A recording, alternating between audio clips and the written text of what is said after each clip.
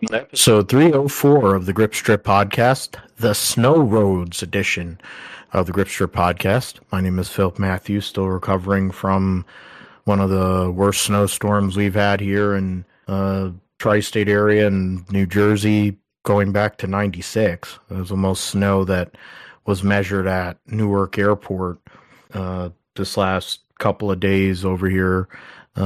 Basically matched the same as the blizzard of 96, and of course a blizzard this past weekend. But in the cozy confines of his home in the South in Florida is the iRacing Indy 500 champion, computer genius, a gentleman and a scholar. His name is Josh Fine. What's going on, brother? I'm doing great, Phil. Of course, not quite. Definitely not snowed in or have any of that down here in Florida, but sure, definitely have felt some of that, colder temperatures this week so far. But yeah, otherwise, doing great. Of course, IndyCar is back, so yeah, ready to get into it. Yeah, we'll be talking about IndyCar. Of course, they start their season this weekend at St. Petersburg. We'll give you a preview on the IndyCar season for 2026, a jam-packed schedule, and of course, a lot of drivers, some new names in the series, and of course, the ones that they promote pretty hard on the network that owns part of the series. We'll also talk about NASCAR's top 3 series raced at EchoPark Speedway, aka Atlanta Motor Speedway. Tyler Reddick, with a wrecked race car, was able to come up to the front and get a second consecutive win, becoming the first driver since Matt Kenseth in 2009 to win the first 2 races of the Cup Series season. And we'll talk about everything that took place in the Cup Series there. In the O'Reilly Auto Parts Series, it was Sheldon Creed, after 15 second-place finishes, finally gets his first career Xfinity win. In the Truck Series, Kyle Busch, his 68th Truck Series win earlier in the day in what was a time-shortened event due to the doubleheader weather, the whole bit at Atlanta, which canceled qualifying for the Cup Series. We'll talk about Keelan Harvick signing with Toyota Racing Development at 13 years of age. Aforementioned IndyCar season preview. The roundup, we'll talk about Supercross at Arlington, and I think it's Daytona this weekend for the Daytona Supercross. Sydney 500 for Supercars to start their year. World Superbikes were at Phillip Island to start their season. We will preview the Indy NXT at St. Pete and MotoGP starting their year in Thailand. Cup and O'Reilly Series will be at Circuit of the Americas running the short course, modified version, and then the Truck Series will make their debut at St. Petersburg as a undercard to the IndyCar Series. Josh will let us know how things are going on iRacing Gaming Sim segment. We'll call it a day. Still recovering from the snow. I mean, it was snowing during the race itself on Sunday. Just watching that out from the window while having a split screen of the Cup Series race at Atlanta, and Brandon Bonta going and climbing the ladder and then bowling 300 in the final game to beat EJ Tackett, the best player in the world, and to win the PBA Players Championship, $100,000, $110,000, because he got $10,000 bonus for bowling 300, but $100,000 to win, and pretty good for a 23-year-old. I wish I had $110,000 at 23, but I'd like to have $8,000 at 41. That'd be nice too. But either way, somebody who's got a lot of money, somebody who's feeling pretty good about his start of his 2026 season is Tyler Reddick. After getting involved in a multi-car incident, lap 225, he was able to get the damage repaired, come back up after on the second green-white checkered finish in overtime with an assist from Chase Briscoe to pass his teammate Darrell Walsh Jr. and get the victory on Sunday at Atlanta at EchoPark Speedway. Tyler Reddick did start from the pole because of the rule book Briscoe was second, Ross Chastain third, Carson Hocevar doing his Hurricane Hocevar routine was fourth, Daniel Suarez finished fifth. Another good finish for him at this racetrack since the reconfigure. Shane Van Gisbergen his best career oval finish after being involved in multiple incidents. Getting spun, being, having guys trying to cut him off the whole bit. Zane Smith, strong run, Wallace, Ryan Preece, and then Ryan Blaney, your top 10. William Clyde Elliott II was just outside there in 11th. In terms of other people who led got stage points, Brad Keselowski was 17th, Logano 18th, Austin Cindric won stage 1, finished 26th after accident damage. Byron was 28th, Connor Zilic 30th, Kyle Larson was 32nd, and Kyle Busch was 34th after getting wrecked off the nose of Noah Gragson. Larson tried to cut off SVG and then wrecked himself at the end of stage 2. So there was that. There were 10 cautions for 67 laps. Was it turned? That was that.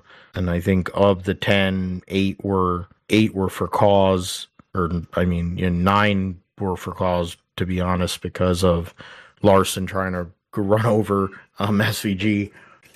But there were a lot of lead changes, 123 lead changes in the first 2 races of the season, record for the Cup Series. I think the racing itself in the car, the handling became more of an issue, which I think allowed for some of those crazy runs and slingshots and things of that nature. I was thinking about this offline that, the destruction derby aspect of it is not my cup of tea. I don't think they need 2 races. It didn't seem to be it was pretty sparsely packed race there. I think if they put more emphasis on 1 race in June or something, it would make more sense. It would be a good excuse to get out to the West Coast, maybe move the schedule around a little bit, bring like Sonoma up or something, put Vegas, Sonoma, Phoenix kind of combination, whatever, and use that momentum after running at Daytona. But I also think that running the 1.5 mile package at Atlanta would make it so you have to kind of drive the cars. You have to drive them a little bit more instead of kind of what they had there. But honestly, there was tire wear. There was a little bit of strat. Unlike Daytona, you have to actually be on it. But in the grand scheme of things, Tyler Reddick with no right front fender was 2 for 2 to start the year. Coming in this year, he hadn't won since late 2024. Now he's got all the momentum starting 2026, Josh. Yeah, I think, for Tyler Reddick, I think he's trying to make up for not winning it all last year. So, no, I think, this definitely was like another chaotic Atlanta race for sure. It's definitely intense to watch. There's lots of things happening lap after lap throughout the field. So, there's definitely that entertaining aspect of it, and it's giving a lot of rave reviews from a lot of people in the fan base, a lot of media and stuff. So it's definitely a good follow up to the Daytona 500. I think for the style of racing, it's definitely similar to Daytona from the mid 2000s, early late 90s type of Daytona racing. Which there's nothing wrong with that, but it still does feel weird to see it on a 1.5 mile track. Where they're definitely going slower than what they're probably capable of going on there, and seeing all the crazy runs that can come about from the middle of the top 5 to the front in 1 lap, and then whoever was leading sliding from the front all the way back to 10th or something like what we saw with Bubba Wallace there at the end, but. Just another crazy chaotic race. Lots of lead changes here in Atlanta. Lots of wrecks as well. So 57 lead changes. So it's quite a bit for Atlanta, but at the same time, I think it's what we expect now. And yeah, even Reddick himself got into it with Denny Hamlin spinning at one point, and then the right rear or the right front fender comes off, obviously disproving aerodynamics somehow, because he was able to get back to the front and lead the race and win. So I guess maybe you don't really need right front fenders anymore or something like that, but maybe at Michigan or something. But definitely somehow Atlanta was able to use the draft and pushes from behind him to be able to get that win there. But I mean, this really for Reddick, the last restart, Bubba Wallace had the lead. I think, with Reddick in the bottom lane behind him, and then you had Carson Hocevar, Ross Chastain up top on that second restart there, or on that second lane there. But I mean, Bubba Wallace is able to go from the lead, tried to cover the top because he saw Carson Hocevar get a run on the backstretch, and as soon as he tried to cover the top, it just lost all his momentum, and tried to block him there, and then fell back, and that allowed Tyler Reddick to take the lead there and win the race. So another crazy ending.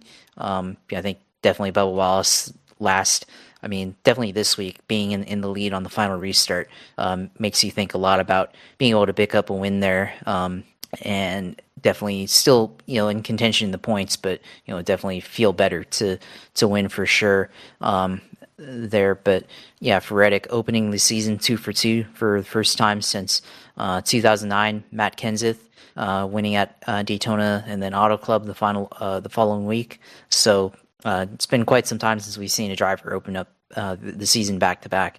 And, already with the new point system, we're seeing a lot of chaos in the standings, and we're seeing with Tyler Reddick already winning 2 times. Now he has a 40-point lead, so about 72% of a full race, not counting stage points for stage 1 and 2 in the final lap, or in the fast lap point there. So for Reddick, already out to a pretty sizable lead in the standings. Bubba Wallace, of course, finishing 10th, 8th.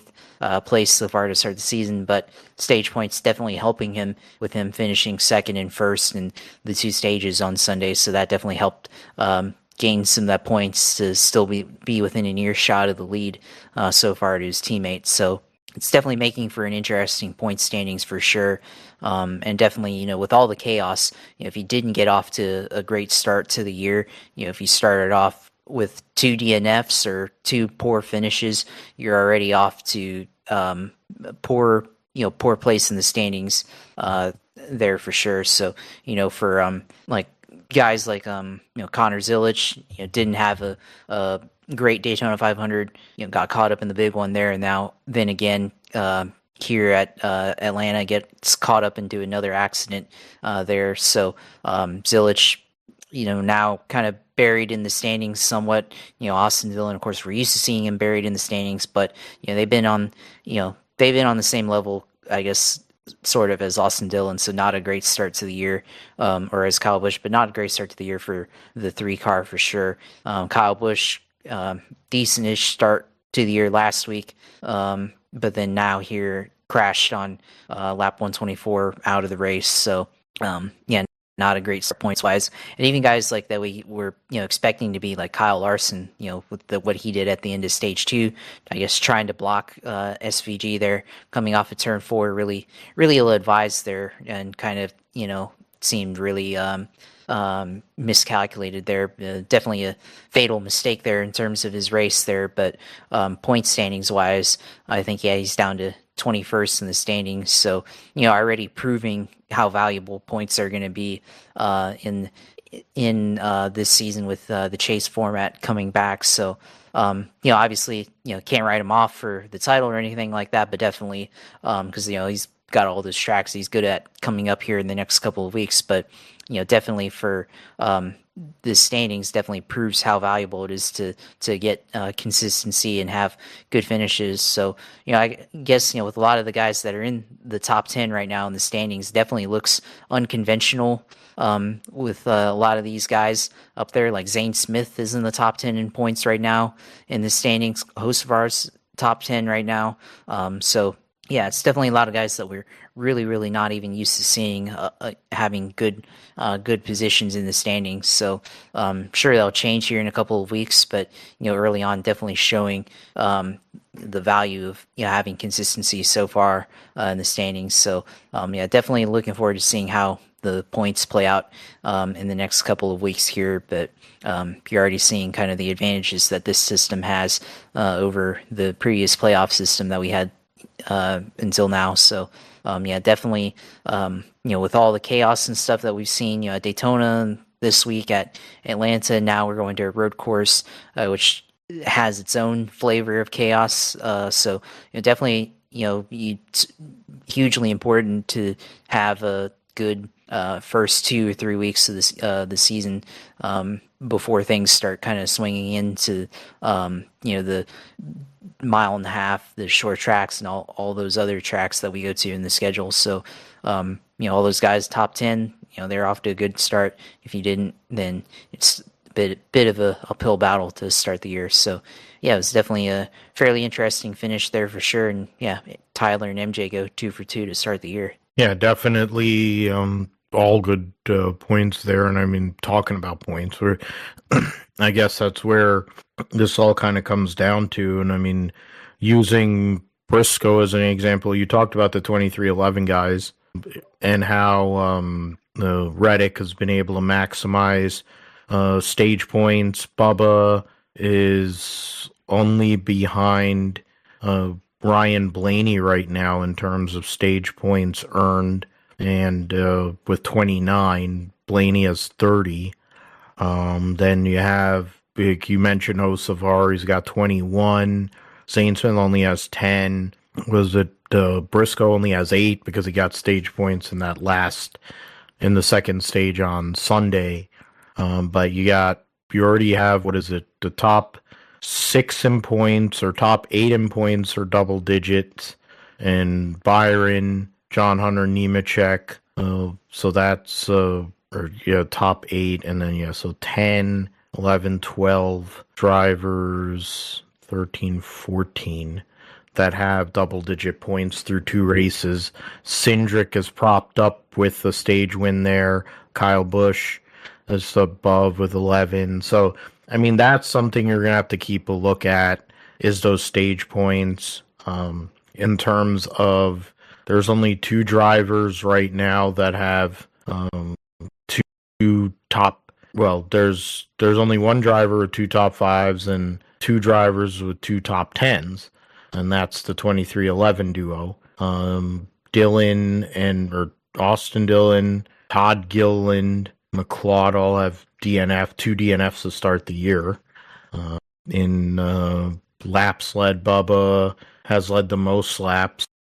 Then you got like 3 other guys that are 50 or above, and I think you got Larson, Briscoe, and Reddick. So I mean, you got that. I mean, you talk about those. When we were talking about Gabe Hart and what he's brought to Spire Motorsports, they seem to have a little bit more energy and juice this year.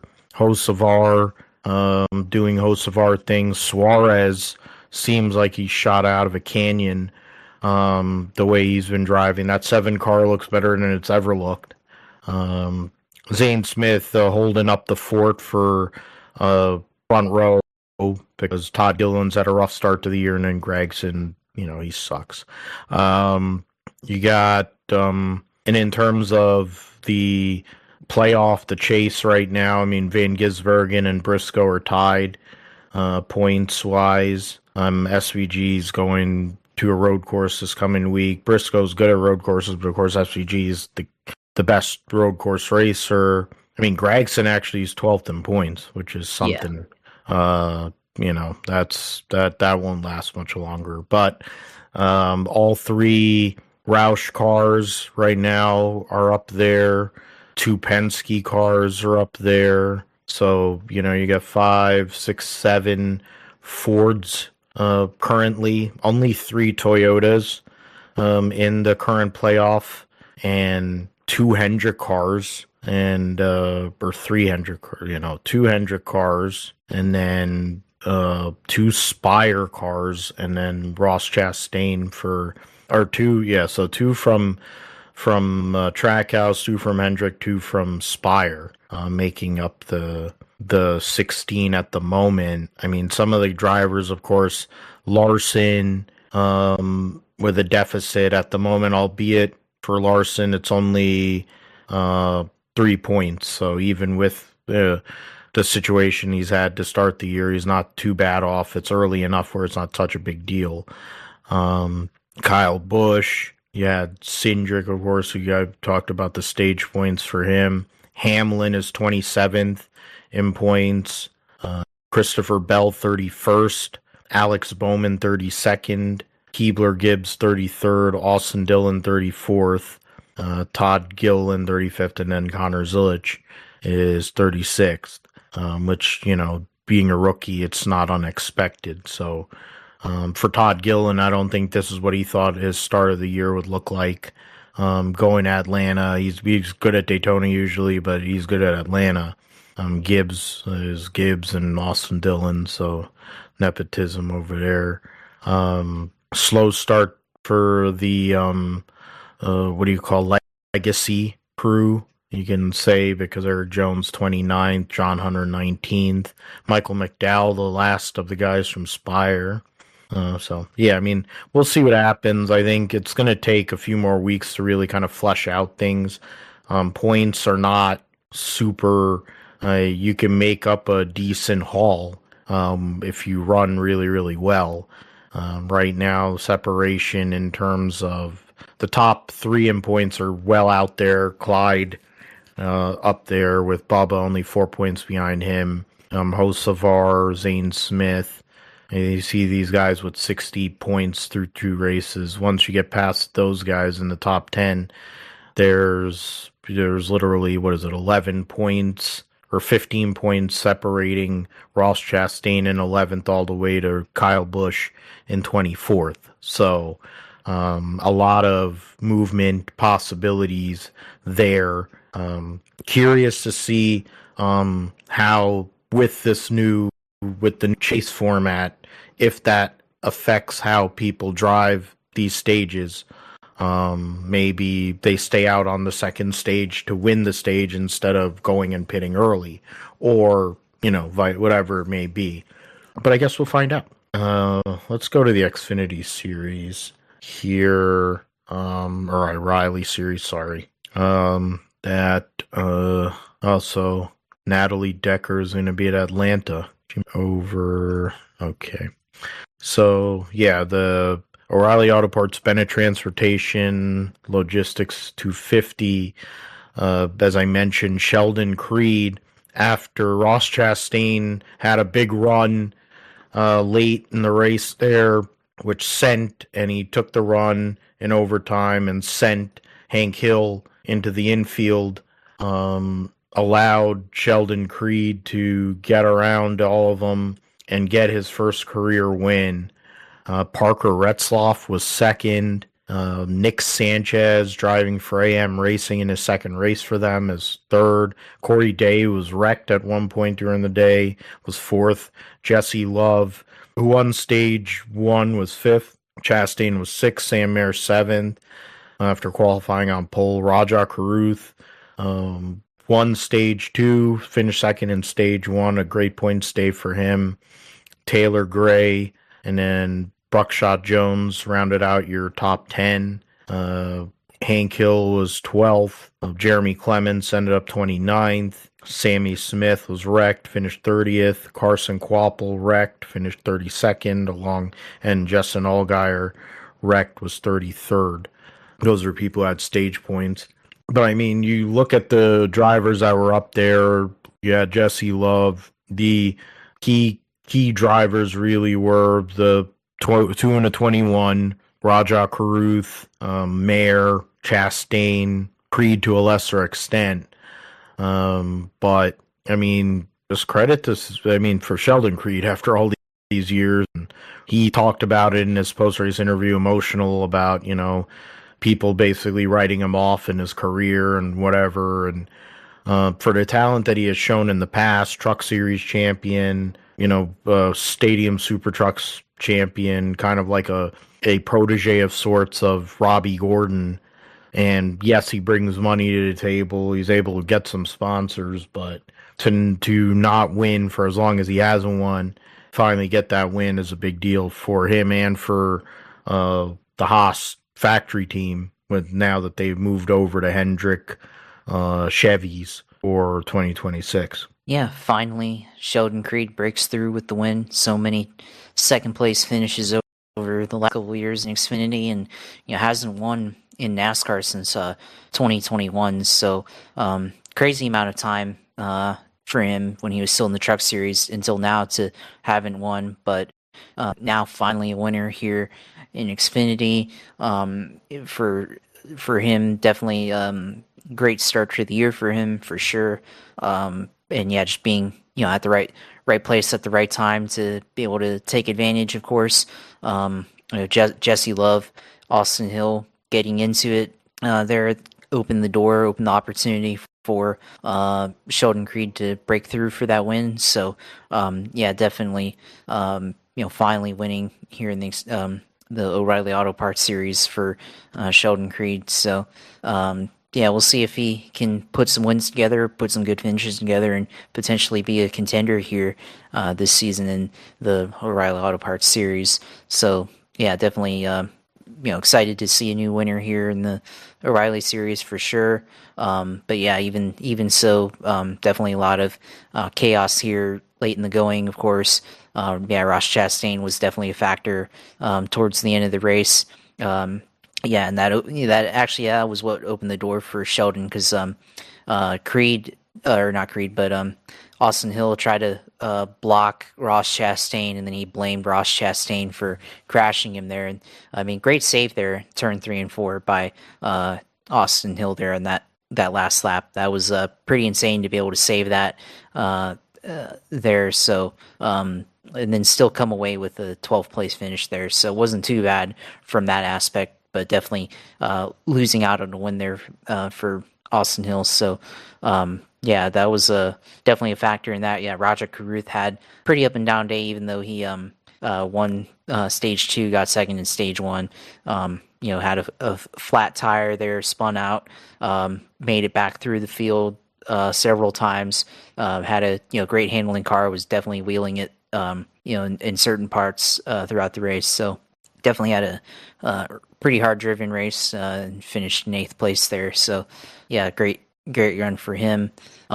Nick Sanchez thought he might be a player at the end and was definitely making moves to try to get up to the lead there to get around Austin Hill, but couldn't quite do it there. But still comes away with 3rd place finish there. So yeah, that was a great run for him.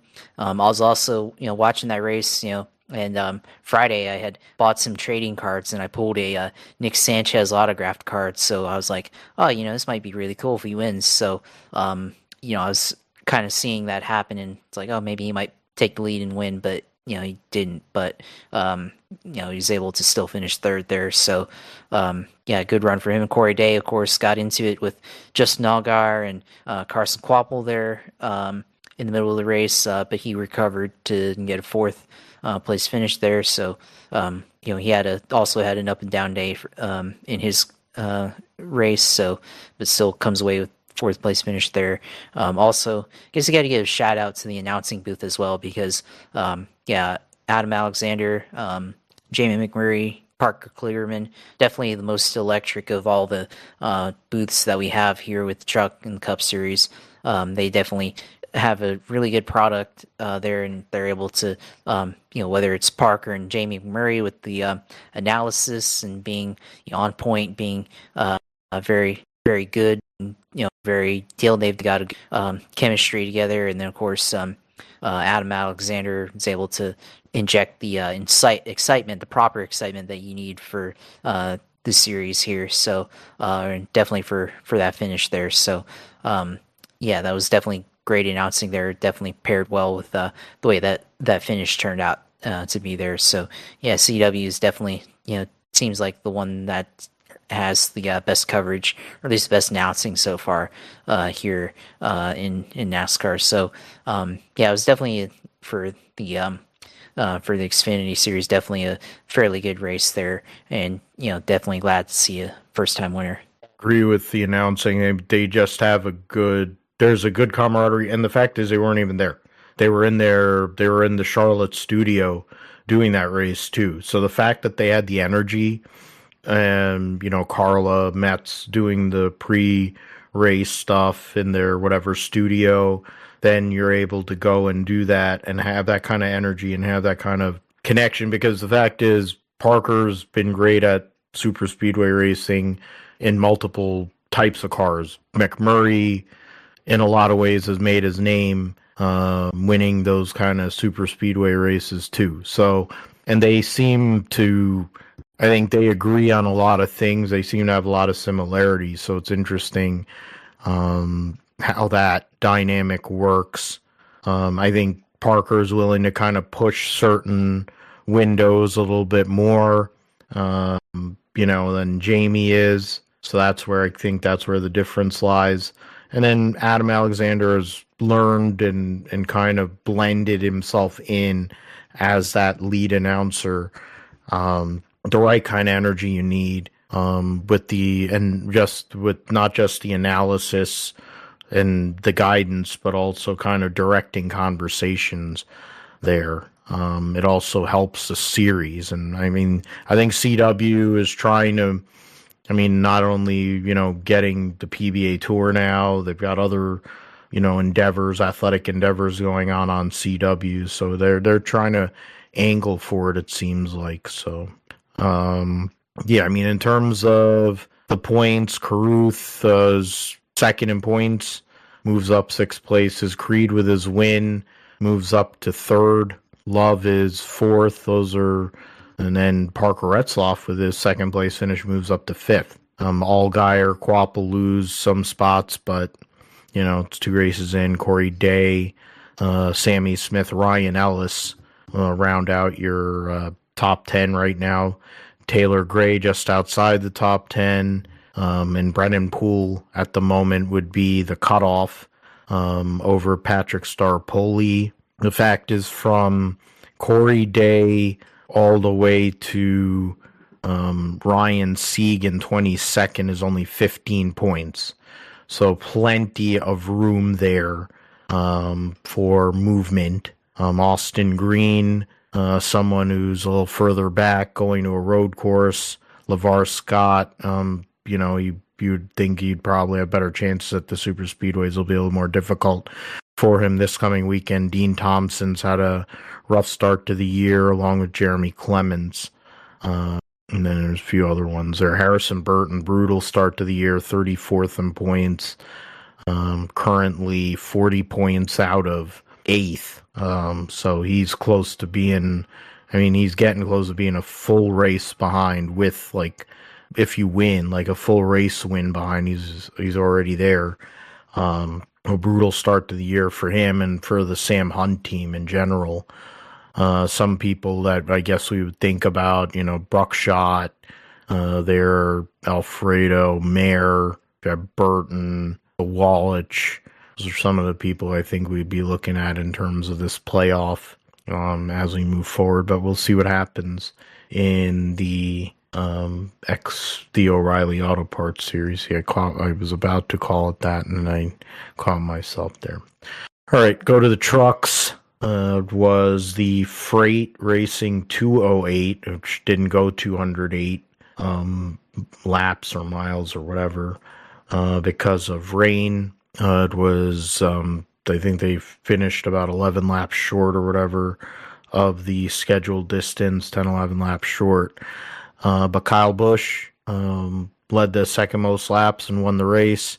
Hurricane Josevar was second. Gio Ruggiero, after finishing second at Daytona, finishes third. at Atlanta. Ben Rhodes, who had cut tire, led the most laps, really looked like he had a chance to win. Corey Heim, and he started second.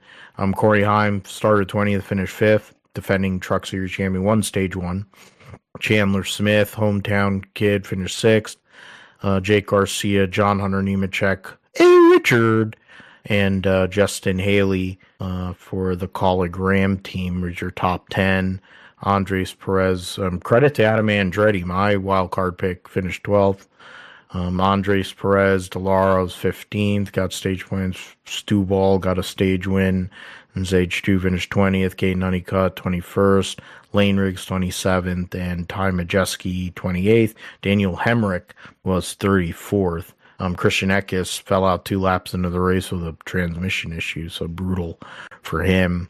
Not that many leaders of the race. Kyle Busch was up there all day, really. Ben Rhodes was able to hold up front. Those key guys were those 2 Spire trucks. Corey Heim was there. Stu Ball was there with Richard. And, those are the ones that were up there. But, Kyle Busch winning a Truck Series race, got to celebrate with Brexton running out there, Samantha running out there for the content.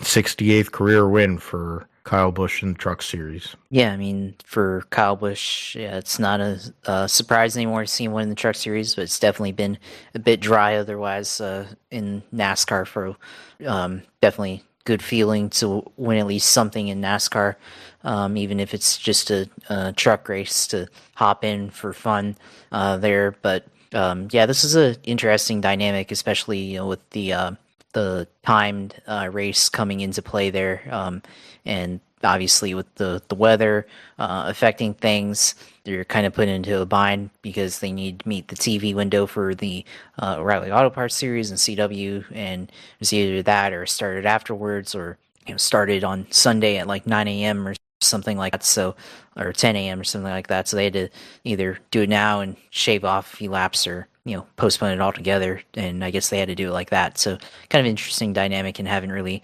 seen that in NASCAR quite like that. But even with that, they are almost able to get the full race in anyways. But for Kyle Busch, definitely had a lot of help from Carson Hocevar, and I thought that was really interesting because we saw what Hocevar did on Sunday in the Cup Series, trying to go for the win, putting Bubba Wallace in the wall there on the last lap and doing other things. But then here at the truck race, it seemed like he was willing to just stay in line and help Kyle Busch get up to the front there and everything. So it seemed like a very interesting, dynamic between what he's done in the Truck Series here, helping a teammate out and racing clean, versus trying to go for the win and running into other people in the Cup Series. So wonder how you balance that and try to get something between the two that you can sustain. But Spire sweeping the top 2 here.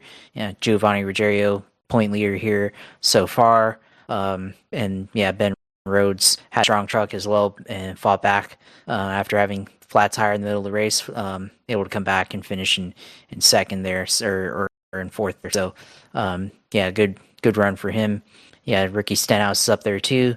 Definitely was in the mix for that final run to the finish there. But at the end of the day, Kyle Busch will take the win here and get a win for the first time in quite a while here in just any NASCAR competition. So definitely a bit of an ego boost there, probably much needed given how it's gone for him the last couple of years here in the Cup Series for sure. So maybe this can give him a bit of confidence boost, especially after winning the Daytona 500 pole winning here. Maybe can finally parlay that into a Cup win. Yeah, we'll see what happens with that. With RCR, they've made the changes. Jim Pullman and all that were over there, and there's different. I think I'm forgetting who Dylan's crew chief is. That's Briscoe's old crew chief at the 14 car. But yeah, in terms of the points standings, Chandler Smith on the heels of his win at Daytona currently leads the points over Gio Ruggiero. Ben Rhodes, Ty Majeski there. Ben Rhodes is close to Gio. Then the Ty Majeski kind of starts at next tier with Stu Ball. Brendan Butterbean Queen currently 6th in points for Ram, so credit to them and credit to him. Kate Donnycutt, another, I guess title favorite. Andres Perez de Lara, they're all tied actually. Ankrum, Christian Eckes round out the 10 at the moment. Corey Heim has only attempted one race and he's already 11th. Tied with Daniel Dye, Justin Haley there. Jake Garcia, Minnie Tyrell is in the 15th spot. Tanner Gray right now is in 19th. Cole Butcher 21st. Lane Riggs, after a rough start to the year, 23rd. Enfinger 25th. Hemrick 29th. And then Doss Sutton is 30th in points. So those are the people that have had brutal starts to the year there. You'd consider Hemrick someone that would be a contender for the playoffs along with Enfinger and Riggs. So we'll see how they go. Road course racing isn't their preferred cup of tea anyway, so it could be a rough one for this weekend, but then following that might be able to see a turnaround. But I guess we'll find out more as we go along.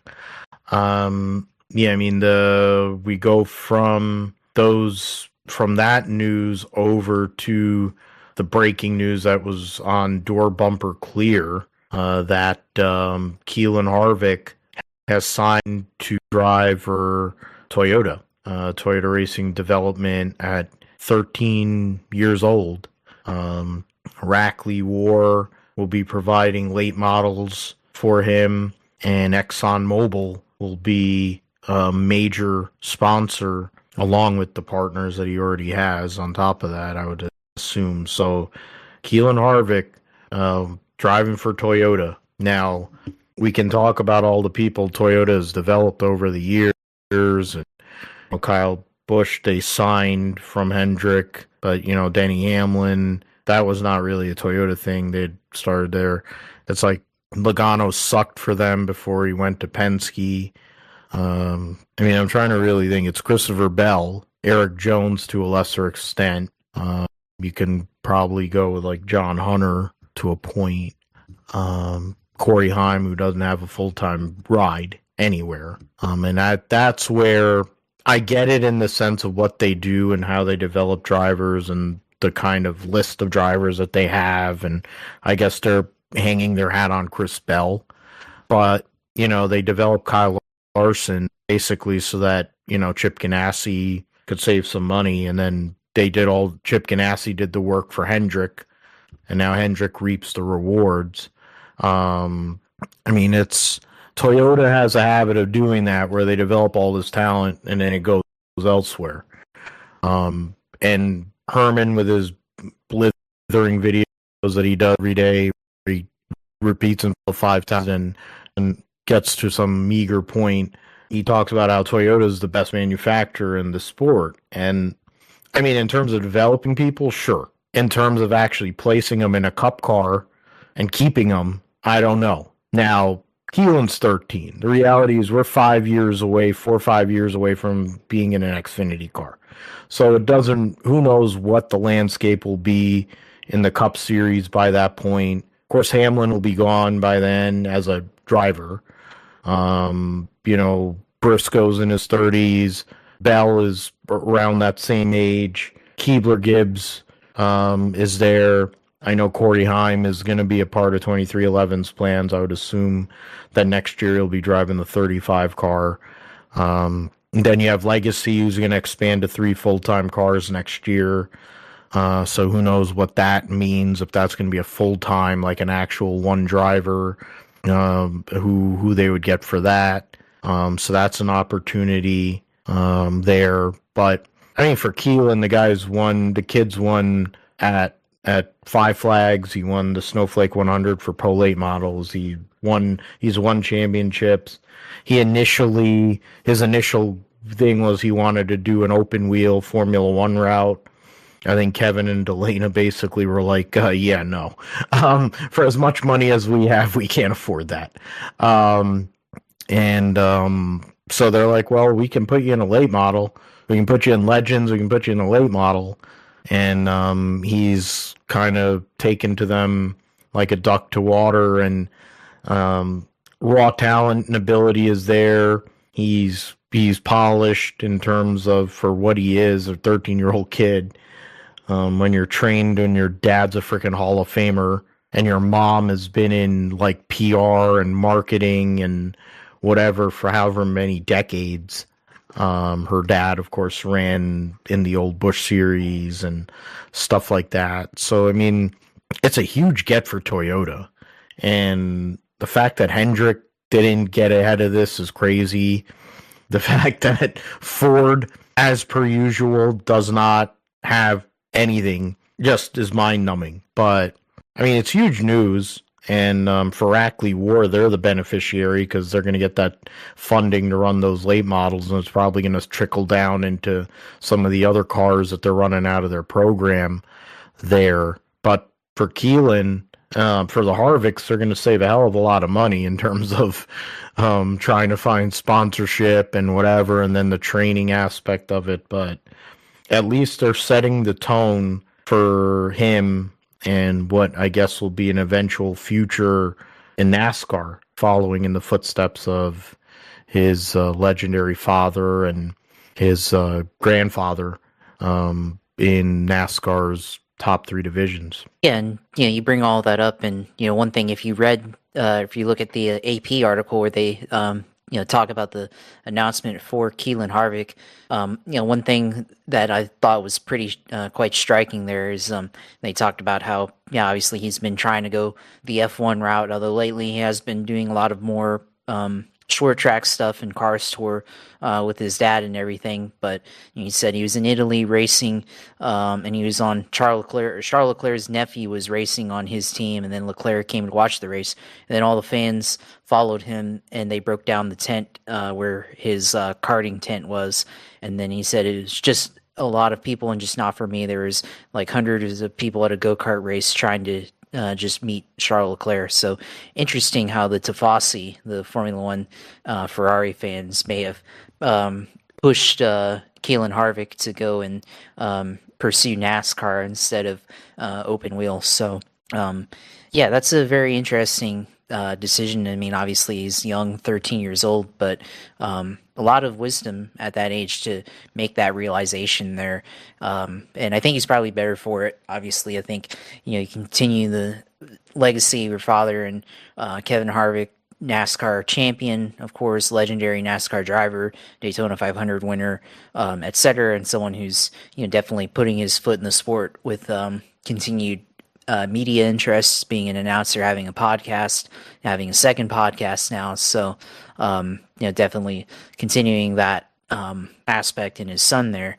Keelan Harvick, obviously Toyota picked him up, and we don't know where he'll go. I mean, obviously in the last hasn't really happened maybe as lately, but I know back 2022, 2020, there was that issue that Toyota had where they had too many drivers coming up through the pipeline at the Xfinity level, and they didn't have enough drivers to put into to Cup at the same time, and that's led to some of their drivers leaving and coming back, this, that, and the other, and stuff. Especially with guys like John Hunter Nemechek, who went to Ford for a bit, now back in Toyota in the Cup Series now with Legacies. So we'll see what Keelan Harvick's able to do here in the next couple of years, running late models here, and then eventually get up into the ARCA Series potentially, and get up into the Truck Series and Xfinity. So we'll see what teams he ends up racing for as he tries to make up into the Cup Series. And of course, doesn't have to stay with Toyota, like you said.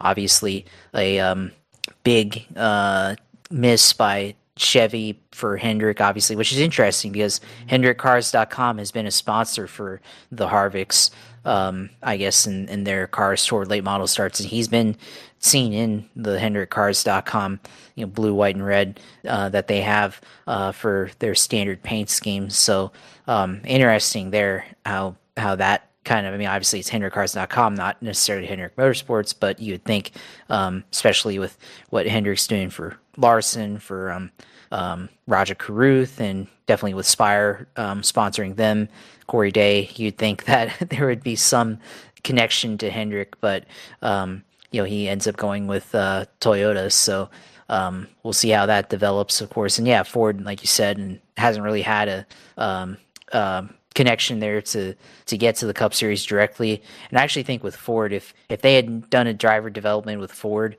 obviously they haven't had much investment in the O'Reilly Auto Parts series lately.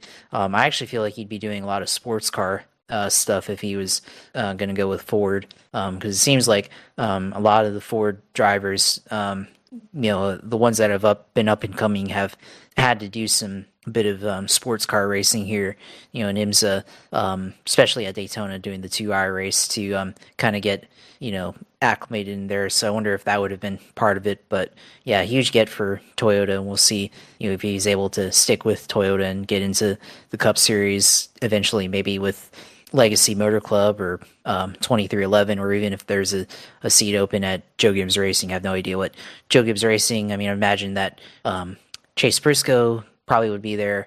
Ty Gibbs more than likely would be there, but I'm sure by then, 2031, Denny Hamlin should be retired. And Chris Bell will probably still be there. So there'll be at least one seat open at Joe Gibbs Racing in 2031. By the time he's probably ready to be eligible to enter the Daytona 500, or if he's on another Toyota team, or even on a different team completely, if he ends up going to a different manufacturer. But yeah, very interesting development that's taking place here in, I guess, the world of NASCAR. Yeah, and it's something that's going to be closely watched because, of course, Harvick, meaning Kevin, is out there with multiple pods. He works on Fox for the NASCAR coverage. So there's that. Of course, Kevin and Delana run them. They run the PR firm, marketing that whole bit. There you go, and manage a lot of drivers and the whole thing. So this is going to be closely watched. He's going to have a lot of eyes on him. So I'm going to be curious to see how it all goes for Keelan, but 13-year-old kid, got a lot of vibes. It's got kind of like Logano, some of these other kids that, became the next big thing. We look at Connor Zulich in that way. So we'll see how it all goes for old Keelan.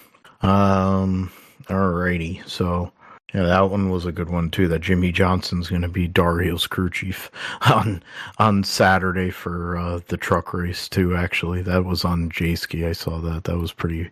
I'm like, there you go. That's the on top of Dario hasn't driven a stock car in years since 2008. Then it's like, oh yeah, Jimmy's never been a crew chief before. But I guess after Dale Jr. did it last year, now he's like, well, that would be something. But all right, so we will move forward to the IndyCars, the NTT IndyCar Series. In the John Gruden's going to be the Grand Marshal for a race on Sunday. All right, they should have Frank Caliendo doing John Gruden there too. That would be even better. Full scale. Yeah, so Streets of St. Petersburg. Pit assignments. So we'll do that, I guess. Go by pit assignments. Curious how that works. So yeah, it's based on the points from last year, which means the number one pit stall, the one closest to the exit, will be Alex Palou. Second in points last year was Pato O'Ward, then Scott Dixon, Kyle Kirkwood, Sir Scott Dixon, Kyle Kirkwood, Christian Lundgaard, then the Curb Agajanian, Meyer Shane Curb Agajanian cars. So that's Rosenquist, and I'm forgetting what the other. I'm forgetting my names now, so that's not good. So That's old age. Marcus Armstrong. There you go. There. So you got Marcus Armstrong. Then the 26 is Will Power.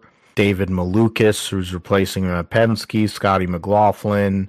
The 4 for AJ Foyt, which will be Kyle Collette. Josef Newgarden. The 21, which is Christian Rasmussen for Ed Carpenter Racing. The 18 car, which will be, which I believe is, 18 is Romain Grosjean. Okay. So yeah, Romain Grosjean for Dale Coyne. Alexander Rossi will have 2 pit stall opening because of the IndyCar technology in Firestone pit there. The 14, so that's Root Beer Floathead. The number 8 for Kiffin Simpson, the Sunoco car. Junkos Hollinger 76, which will be Rinus VK, yeah. Rinus VK, Greem Rehal, Marcus Ericsson, Nolan Siegel, then Louis Foster, Stingray Robb, Mick Schumacher, and then Dennis Hauger, making up the 25 cars that will be, or 20, 13, 14, 25 cars that'll be in the field this weekend at St. Petersburg. In terms of, we have Rinus VK moving over to Junkos Hollinger, Mick Schumacher moving to IndyCar with Rahal, Letterman, Lanigan. Got Will Power, of course, moving over to Andretti, TWG, whatever. David Malukas moving over to Penske to take over the Verizon car. Grosjean returning to IndyCar to drive for Dale Coyne. Dennis Hauger, after dominating in Indy NXT, making his IndyCar debut, and will, with Andretti support with Dale Coyne Racing. Kyle Collette will be in the second Foyt car, after finishing second in points last year. Brazilian back on the grid. So that will, you have 3 rookies, all really solid drivers. You have the big swap, of course, with Will Power and Malukas, but you also have Rinus VK, which I think is an underrated decision to move kind of like laterally. And I mean, in terms of, with IndyCar, it starts with Ganassi, and it starts with Alex Palou. He dominated last year, basically won everything. I mean, he won the Indy 500. That's what matters most, but he won the most races, won the championship, won it well before the end of the season. And then, of course, Sir Scott Dixon continues years of winning at least one race. But ever since Palou came along, it's been more difficult for him. A lot like when Dario Franchitti showed up and was there. So it's interesting, that dynamic. And then you look at some of these team combinations where they're sharing data and information. The Meyer Shank crew gets information from Ganassi.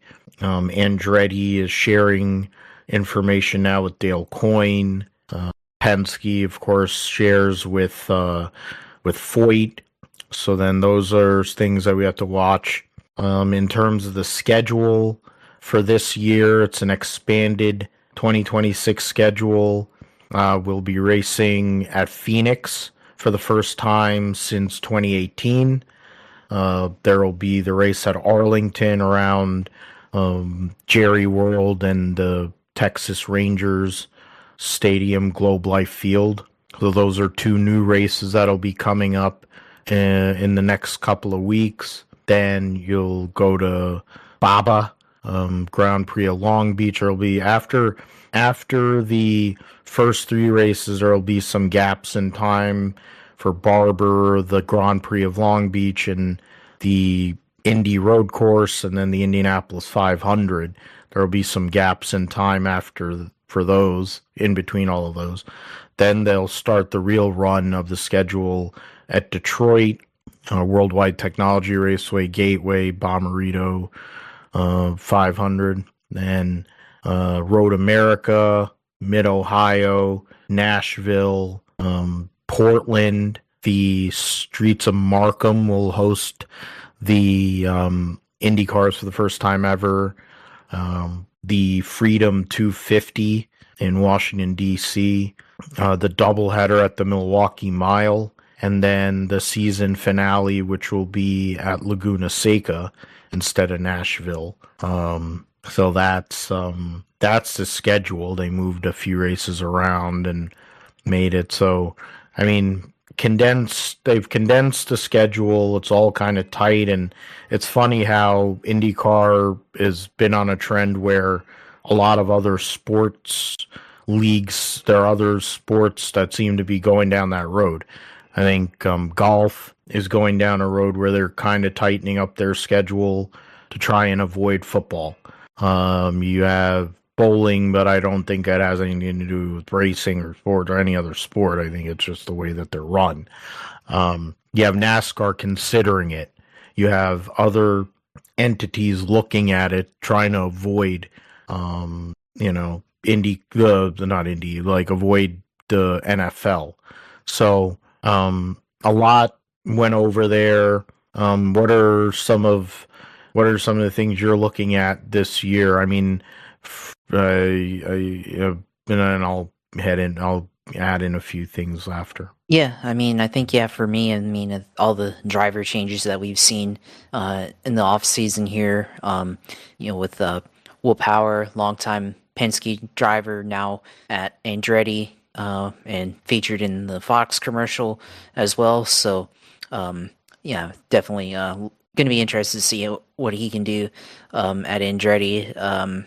If he's got anything, I think he's going to definitely got a lot to prove, that he's still got something left in the tank here, and he's not, completely, washed up now. And, on the other end, David Malukas, big opportunity, after kind of being up and down. Remember, he was supposed to be at Arrow McLaren, and then that fell through. But we've seen what he can do at Dale Coyne, and what he did at AJ Foyt Racing last year, was definitely a contender for what that team's capable of doing now. He has a ability now to go at Team Penske and definitely put his name on the map here as one of the top drivers in IndyCar. Of course, Penske as an organization, after their issues last year with Tim Cindric, of course, Tim Cindric back as strategist for Scott McLaughlin this year. After all that, can they recover and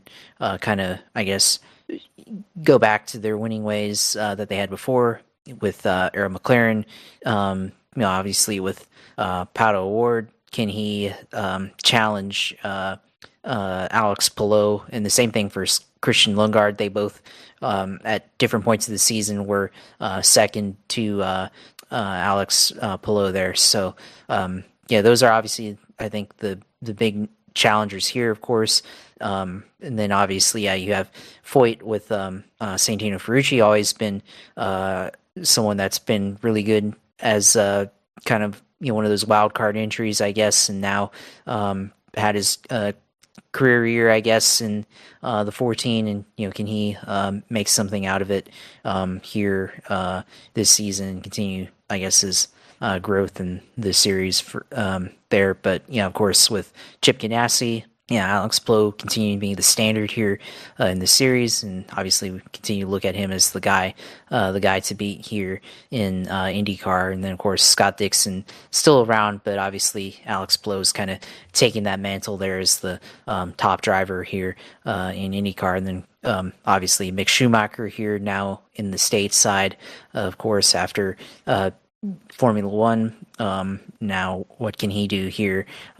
First year competing on ovals and on some of the street courses and road courses here. So obviously had that test at Homestead. So interested to see what he can do when they get onto the oval portion of the schedule. And then, of course, the schedule itself. Lots of new tracks, of course, going back to Phoenix for the first time since 2018. Going to be paired with the NASCAR Cup Series weekend at Phoenix, so going to be interesting, the kind of pairing with NASCAR there, and hopefully that gives fans an opportunity to see bonus action in between the Xfinity Series or the O'Reilly Auto Parts Series and the Cup Series Cup Series there, and of course the Grand Prix of Arlington, of course, new course there, new race at Markham, of course, taking over the Toronto Grand Prix there, and then of course the Freedom 250 in Washington D.C. Going to be interesting to see how that one plays out, given the amount of time it takes to normally get a street course constructed and put together. Obviously, a very short lead time there for that. It's obviously was announced a few weeks ago. And now they've got until August to basically get that put together and everything. So going to be interested to see how that plays out there, of course. And then, of course, the 110th Indianapolis 500, obviously going to be interested to see that as well.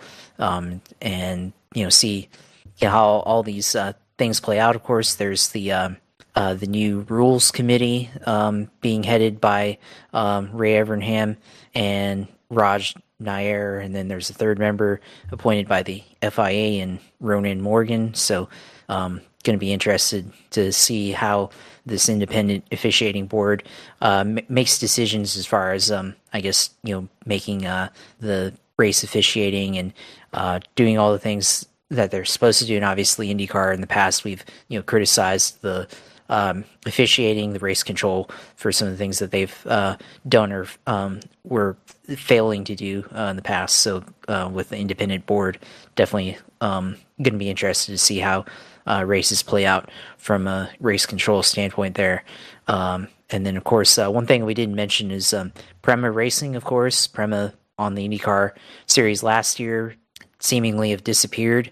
I guess financial troubles for them and everything. So, kind of stinks, I guess, for drivers like, Robert Schwartzman, of course, pole winner last year at the Indy 500 and seemingly this year, not on the grid currently and may not be on the grid at all if, they are unable to, get everything situated and sorted out. So, excited for IndyCar this year. And, I think, with the condensed schedule, definitely help keep interest on a week-to-week basis, I think, and help grow the series. And with, more racing throughout the weeks. You got starting March, every weekend it has a race, before having one race in April and then month of May, and then plenty of racing throughout the summer until September. Yeah, I mean, that a few points you got there. You talk about the independent officiating. I think that's something that we'll have to look at for sure compared to what we've had in the past. The fact that Penske arguably had their worst year since the late 90s, probably, and all the stuff that they've had to fix and all the people they've had to replace, where they've all went to the likes of Andretti, with like Will Power, there's I forget, Rosinski went over there. Then I think you have people that went over to McLaren, you have people that went over to Ray Hall, Letterman, Lanigan, and all that trickled down, similar to the whole Gabehart thing with Spire after coming from Gibbs. I think there's something to be said about how that distribution of information or understanding, not like proprietary information, which Joe Gibbs Racing is saying that Gabehart has, but that knowledge being spread across the grid could end up making it even more competitive than it already has been. I think for the likes of Rail, Letterman, Lanigan, they just want to be able to qualify at Indianapolis without it being a sweat, just as an example. But the rookie class, I think, is a great rookie class. Hauger's coming in with such a great year he had last year. He was on the F1 pipeline, but didn't have the money. Kyle Collette's another one who kind of was in limbo in a sense, was in the Formula One kind of pipeline, came over here. And then Mick is looking for just an organic racing experience, I think, compared to being in the Formula One bubble. World Endurance Championship, he drove for Alpine, so wasn't like the best team by any means. He's definitely not at the best team right now, but Graham Rahal sold him good. They got Jay Fry. They got a bunch of people in there. TGBB went over there. So, I mean, they've got a lot. I think Rahal is setting up a team for the future, meaning post his driving career. He's got Louis Foster, who's the former Indy NXT champion and won Rookie of the Year. Now he's got Mick Schumacher. So it's a case of continuing to get sponsors, getting people in place so that they're a competitive organization, able to fight every week, which is what he said he wanted, and he talked about with like Connor Daly and Jesse Punch post Phoenix test. So I mean, a lot to look forward to. I'm really curious as to what Pato's going to do. It's been however many years, McLaren's had all this time. What can he do, to fade Palou? I mean, that's literally what this is. It's fading Palou. And I mean, if Dixon has one more run in him, one more big season, now he's Sir Scott Dixon, can he go and get that 8th championship? Can he get another Indy 500 win? It's crazy he only has one, but at least he has one. There's a lot of great storylines, and we're definitely going to talk about it in detail here on the GSP as the season goes on. So, yep, let us go over to Supercross. So we'll start with the roundup. Arlington last week and Daytona this coming week. To start motorcycle or bike week there, or bike weeks at Daytona. At Arlington, the 250 East made their debut for the season. So that's the 250, that's the points. The 250 East saw Pierce Brown get the victory over Joe Shimoda, Daxton Bennick, Seth Hammaker, Cole Davies, your top 5. Points will go and be as such as what they had this first race. Jalik Swoll was 21st. He'd had fall there. He was running up front there in his heat. And then in the 450 main event, Hunter Lawrence gets his first career win in Supercross over Eli Tomac, Cooper Webb, Ken Roczen, Justin Cooper, your top 4. Malcolm Stewart just outside of the top 10 there in 11. Savachi, another top 10. Dylan Ferrandis finished 10th, a lap down. The points in the 450s, Hunter Lawrence has a 4-point lead on Eli Tomac. Cooper Webb is in 3rd, 16 points back. Ken Roczen, 18 points back in 4th. Chase Sexton is 27 out there, and that's really the cutoff, I would say, in terms of the guys that are still in it. Therefore, Supercross. We will move to Supercars for their opener, the Sydney 500, which was at Eastern Creek, Sydney Motorsports Park as it's called now. But for the results from the weekend, Brock Feeney won 2 out of the 3 races in his Red Bull Ampul Racing Ford Mustang. He's tied in points with Matt Payne. Then Cam Waters is 21 points back in 3rd. Anton De Pasquale is the best of the Chevys. He won the other race of the weekend there for Team 18 DeWalt Racing. Brody Kostecki in 5th. Ryan Wood, the best of the Toyotas, in 6th. Chaz Mostert, your defending series champion, currently 14th in points after the weekend there.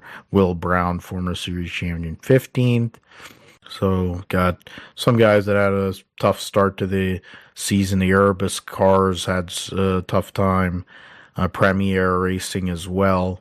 Rylan Gray for DJR, Shell V-Power Racing, amongst those that'll probably be looking for a uptick at the next round, which will be at Melbourne in a few weeks' time, along with Formula One at Albert Park. The World Superbikes were at Phillip Island for their first race, coming up on the heels of the fact that MotoGP also announced that they're going to be leaving Phillip Island after this year to race at Adelaide, which will be the first ever street course MotoGP race, which is insane to think about. But yeah, that's a big news coming up on the start of the MotoGP season.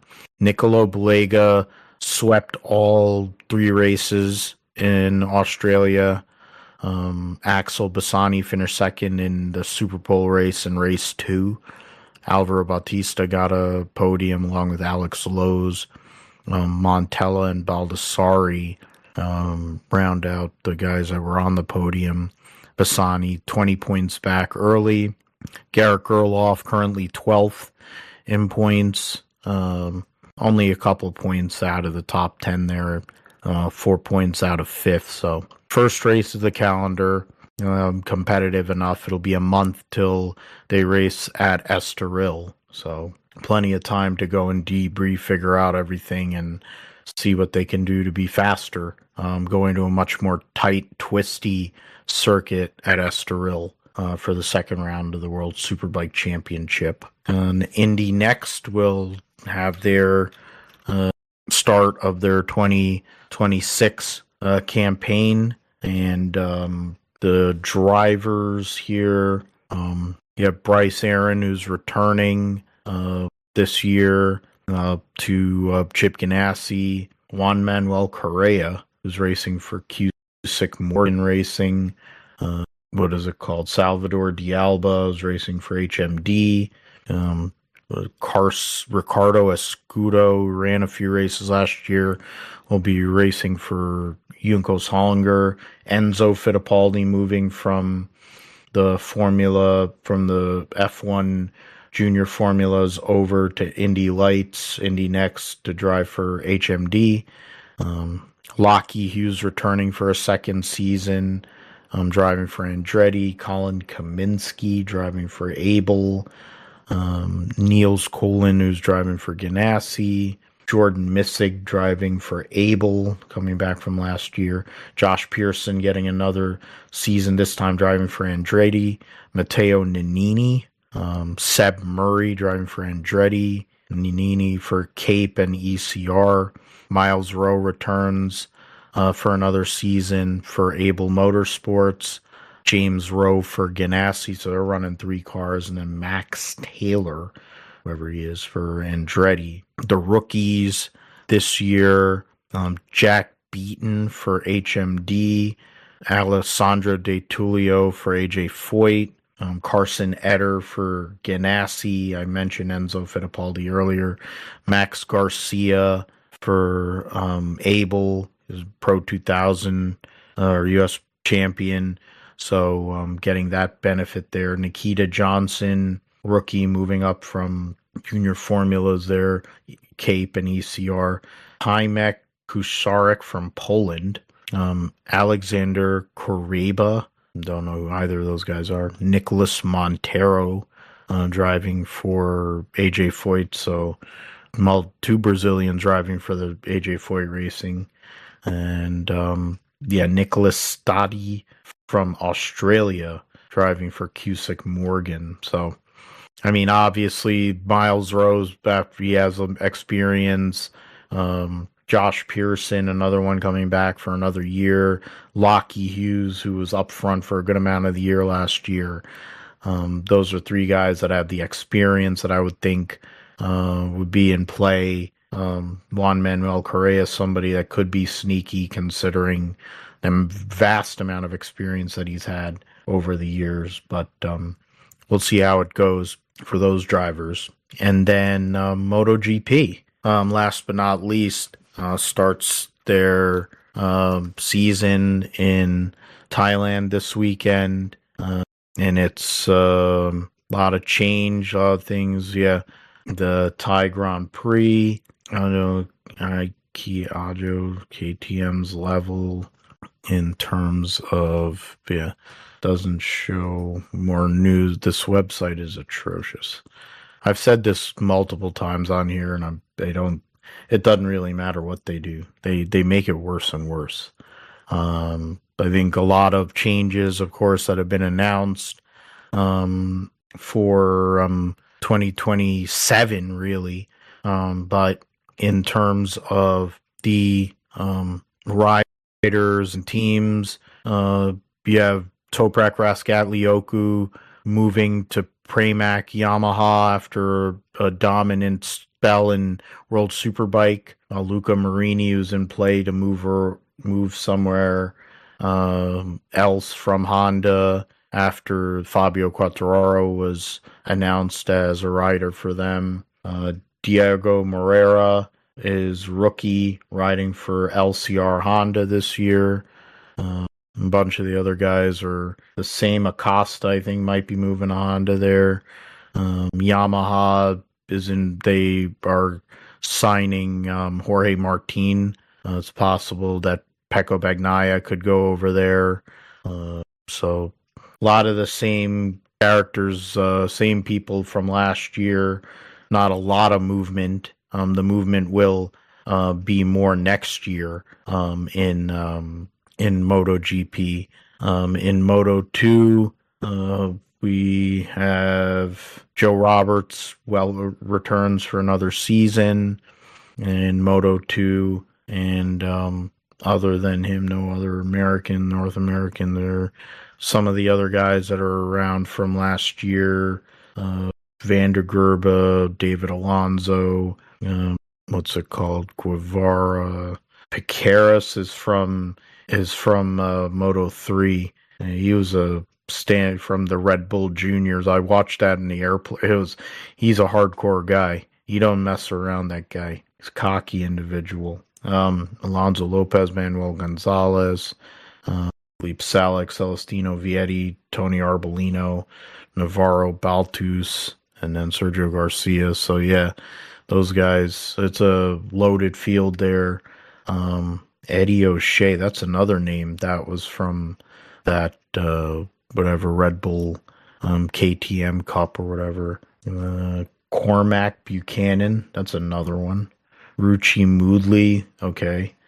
I'm seeing those names. Like I'm glad I watched that in the airplane when I was flying back to and from India. Maximo Quiles, I think that David Munoz, Joel, Jesus Rios, Casey O'Gorman. No Americans on the Moto3 grid, but yeah, some of them guys in Moto3 I do know. So there you go, not bad. All right, so we'll see what happens. Of course, Marquez, trying to defend his title, is taking over the Ducati team. We'll see how that kind of goes from there. Alrighty, so let us move on. So now we're on to the Truck Series. Truck Series will be at St. Petersburg for the first time ever. First time on a street course, first of 2 street course races they'll be having this season. Entry list has 36 for 36, so nobody's going home. The key names to know about is, of course, Dario Franchitti in the number 1 for Tricon. Adam Andretti will be in a Tricon truck. Jackson Lee, the son of IndyCar announcer Kevin Lee, making his truck debut. Colin Braun driving the free agent Ram truck. Landon Lewis driving for Nice. Wesley Slimp driving for Stu Ball. James Hinchcliffe, of course, driving the 77 for Spire, which has had a good start to the season there. So those are just some. I don't remember who they said is going to be in the 7. I don't think it says on the... Does it say on the front at all? Doesn't say anything over there. But one thing Jimmy Johnson announced a couple days ago is going to be the crew chief for Dario Franchitti. So that's insane. Good friends. And because I guess they're going to move Jeremy Donnelly over to another car truck. I don't know. It's interesting. But yeah, I mean, you have Tyler Reif, another person who's got a wide array of experience. I mean, when it comes to this race, it's a definite wild card opportunity. Most of these guys do not have any level of road course experience. There's been road racing in the Truck Series last few years, so there is that. I mean, it's crazy to think in terms of the picks. Josh, you went first last week, so for me, so that means I'll go first. So Truck Series. So actually, we need to do IndyCar, to be fair. Yeah. So yeah, IndyCar Series at St. Pete. Also then Phil is gonna go. I'm gonna be a homer, and I'm gonna say Pato O'Ward wins, and wild card will be Dennis Hauger. So what say you? Yeah, I'm going to go chalk here and pick Alex Palou to open the year with the win. And I guess for my wild card, I'm going to go with Christian Rasmussen. Yeah, Rasmussen, former Indy NXT champion, did win at Milwaukee last year, getting Ed Carpenter a win for the first time in a while. So they've made improvements, so we'll see how they do on the street course there at St. Petersburg. So now Truck Series at St. Pete. That means, so we'll go with you, Josh, first. Yeah, for me, I mean, I know you said it, with the Truck Series, the lack of experience and stuff, but, obviously wouldn't doubt some of these guys to win here, but, yeah, I'm going to say that Lane Riggs comes out with this on the win here. But I will say for a wild card, I'm going to pick Dario, which may not make any sense, but with stock car experience obviously coming into factor. He knows the course and all that, but it's a lot different than running an Indy car, around there and other types of cars that he's raced. And it's been 18 years since he's been in a stock car. But given all of that, I mean, I think all of these guys, with the amount of simulator work that everybody has to do to get good, I think it's going to be a lot more closer than what it actually, than I guess what maybe a lot of people will think. Yeah, it makes sense. I mean, Lane Riggs definitely he's had a rough start to the year, so it would be a huge opportunity to go and get one there. And then with Dario, with having Jimmy on the box along with what I would assume Jeremy Donnelly, I think they'll be big for helping Dario's chances. I'm going to go with Gio Ruggiero. The guy's just been consistent. Good crew chief. They'll make good calls. You'd hope, and then pit stops, simplify things, keep things straightforward. Ruggiero, I know, is just going to want to, get a good points day. And then I'm going to say Hinch, wild card. Gio Ruggiero wins, and James Hinchcliffe, wild card. I wanted to pick Dario, but it's fine. All right, so NASCAR, O'Reilly, Auto Parts, O'Reilly Series at COTA. This one's a little easier because you have the they've raced there on this track last year. 2 cars will go home, 40 for 38. Alex Labay is driving for SS Greenlight.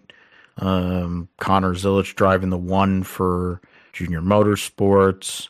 Tyler Gonzalez driving the 5 for Hettinger Racing. Blicky driving the other SS Greenlight car. I think he's running full time though. So SVG will be in the number 9 for Junior Motorsports. Brent Cruz making his Xfinity debut this weekend for Joe Gibbs Racing. Then what is it?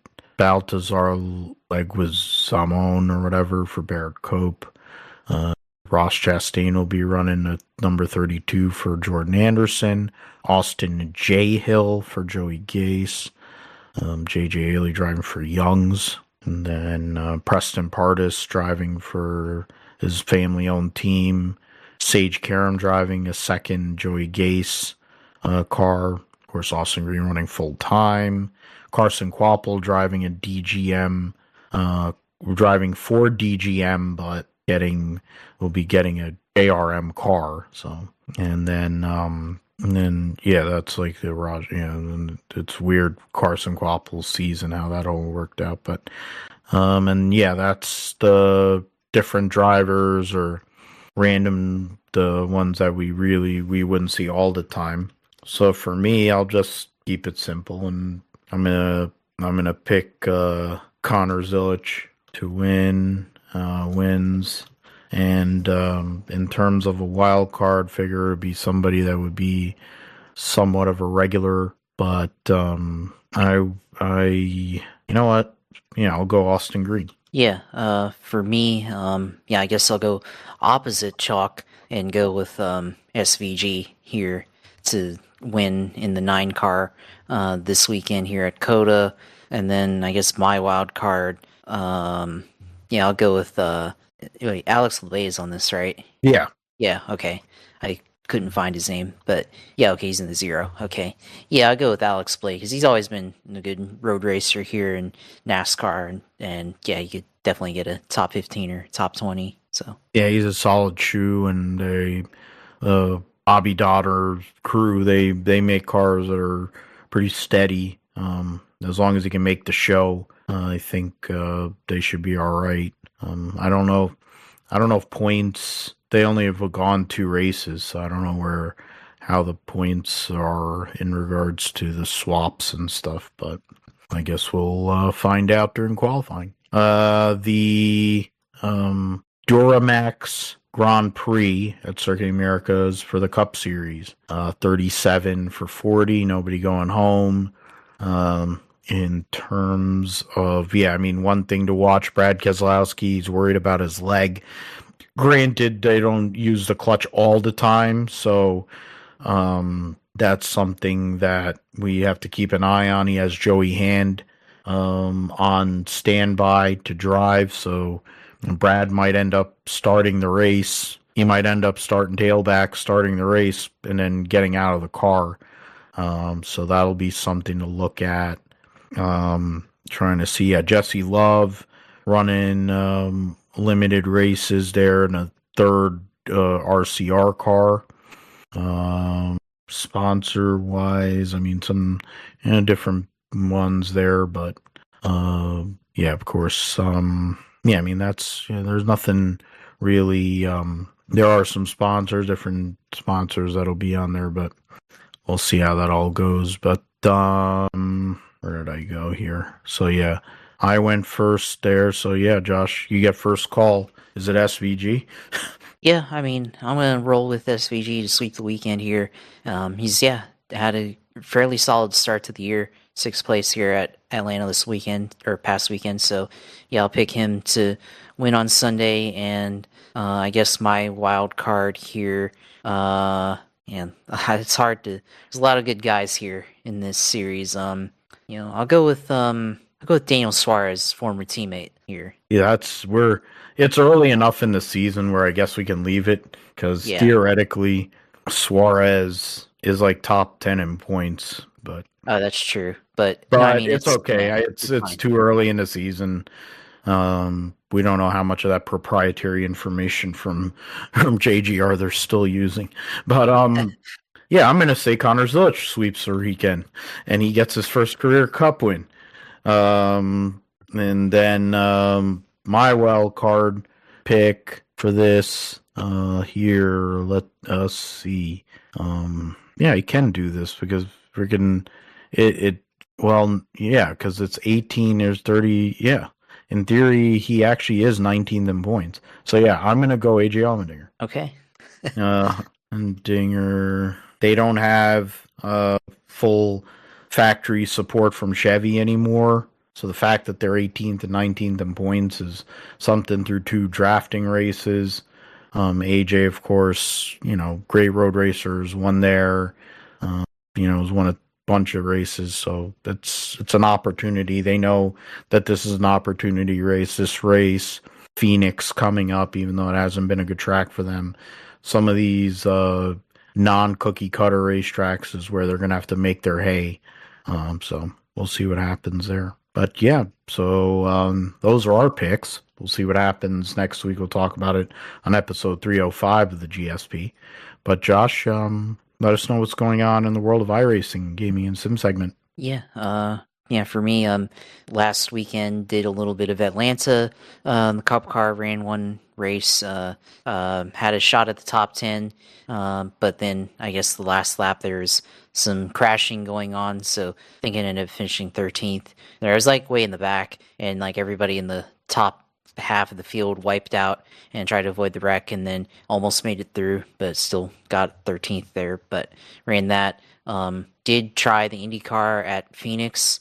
It's going to be interesting to see how that goes because it's basically flat out. So, the real life Phoenix race, I wonder if it's going to be the same as what it was before, if it'll be any different there. And then I did run a GR86 race at Okayama on the short course, and then got cleaned out on lap 1, and then from there it was basically trying to drive with a bad alignment on the right front and try to salvage it. I think I came in like 14th or whatever because I just couldn't turn on right-hand turns or left-handers. I think left-handers and everything just couldn't make it work there. This week on iRacing, of course NASCAR Cup and Xfinity or O'Reilly Auto Parts, are at COTA, trying to look for the Truck Series to see where they're at. Let's see, Circuit of the Americas, for iRacing Class A and B, Class C. I'm trying to see where that is. They don't have it listed yet. Okay, but anyway, so Class C, the Long Beach Street Circuit for the Truck Series. So that's a very interesting combination there. Trying to, I guess, throw in the street course element there with the Truck Series, given that they're at St. Pete this weekend. IndyCar Fixed Oval Series at Michigan. IndyCar Regular Series is at Sebring. Obviously, with iRacing, they are producing St. Petersburg currently. I think that's going to be out next season 2 at some point. Got to go back and check on that, but that's on the way. So St. Pete will be on iRacing at some point this year. So I guess going forward next year, when IndyCar weekend at St. Pete happens again, they'll be able to run St. Pete there. And I guess if the Truck Series comes back, then the Truck Series will also be at St. Pete there. The NASCAR Gen 4 Series will be at Atlanta this weekend, which that'll be, I guess, we talked about earlier, like running more power. I guess, that car's got way more power than the current Cup car, obviously. So wonder if they put the restrictor plate package on that and run flat out wide open, or do they let them run with the bigger horsepower package and force you to have to lift there with the intermediate package there? So we'll see. I guess I'd have to try it out there and see how that works. Other series, the Formula 1600, Formula Ford 1600 series at Okayama this week. GT3 America's Tour, trying to look at that. That's at trying to look at where that is. Yeah, GT3 Tour at Motegi, Grand Prix Circuit in the Asia Pacific region. GT Sprint Series at the Nürburgring, MX5 Cup at Okayama Circuit, of course, Prototype Challenge at Monza, Formula V Series at Okayama Circuit as well, LMP2s at Monza, Indy NXT at Autodromo Hermanos Rodriguez there. Let's see, BMW Power Challenge, Empower Challenge at Oulton Park there. Skip Barber at the Watkins Glen International on the boot there. I think that's basically here the America Tour for GT3 at Road America. So they're on there, and then the IMSA iRacing Series is at Monza this week. And as far as news, looking at that news happening this week in iRacing, IndyCar, open first week of IndyCar Series for the IndyCar iRacing series that follows the Reward Open Wheel IndyCar schedule, full-length races on road courses, and using amended race distances for the ovals during the 17-week racing season. So that's interesting there. As far as new content, I haven't really seen anything yet for new content, of course, but we'll be seeing at least a lot of updated tracks here, I think, in the next couple of months. And St. Pete will be there at some point this year. If it's not in the spring of 2026, it'll be at some point later, summer, fall, whenever. But it'll be interesting to finally have St. Pete on iRacing, because that is one of the tracks that I've enjoyed watching on TV, and would love to try and drive in the sim there. That's basically it this week in iRacing. Of course, still have the streams from Daytona 500, so if you want to watch that, that's on my Twitch page at USailor2. You can watch that on there. Then, of course, my Twitter page at JP Helfine on there. And then, of course, my on our YouTube channel, Gripster Podcast. You can see all our videos there. And, of course, Josh Helfine Photography on Instagram. See photography on there. I might try to go to St. Pete on Saturday and see this Truck Series race, so we'll see if get some photography going there, see some IndyCar qualifying and practice as well there. Just do a quick day trip over to Tampa, St. Pete for the day and come back, and we'll see how that goes, and get a general admission ticket and just walk around and stuff, and take some pictures there. We'll see. Hopefully rain's in the forecast. We'll see what rain looks like. Hopefully it's not too much or anything there, but although it'd make for an interesting Truck Series race, and then maybe Dario Franchitti will win. But that'll be interesting for sure. But looking forward to IndyCar coming back this season. Definitely excited to see that come back, and NASCAR, COTA, definitely be some interesting racing there this weekend as well. Awesome. Yeah, that'll be something. If it does rain, it would make qualifying even more of a lottery in the Indy cars too, considering how hard it is to pass at St. Pete in general, and how close the field is. If it is a wet qualifying, how much it'll change things. But for me, you can find us at, of course, the Ripster Podcast on YouTube. You can find us GSP 1428 as well. You can find me at PGMGSP28 on Instagram, Blue Sky, PGMatthew28 on Twitter, PhilipGMatthew.com's WordPress, and on Podbean.com, where you can find the Gripster Podcast. You can also find stuff on Motorsports Reports. I do videos for George and Jared over there. Could be doing some other content as well, but trying to take the girls' advice in terms of trying to find people to go and help promote or help whatever. So like, comment, subscribe, the whole bit. Thanks for listening, of course, to the GSP. Thanks to you, Josh, as always, for all your insights and takes, and for always being around to go and do this all these years. Now we're on 7 years, so it's pretty cool. Next week, episode 305, Mr. 305, Mr. Worldwide. We're going to have IndyCar. This is going to be first one of the year. We're going to have all the big three back. We're going to have NASCAR, IndyCar, Formula One, all in one episode. So it's going to be a jam-packed episode, so something to look forward to. So definitely looking forward to that. We thank you for listening to GSP, and we will see you next time.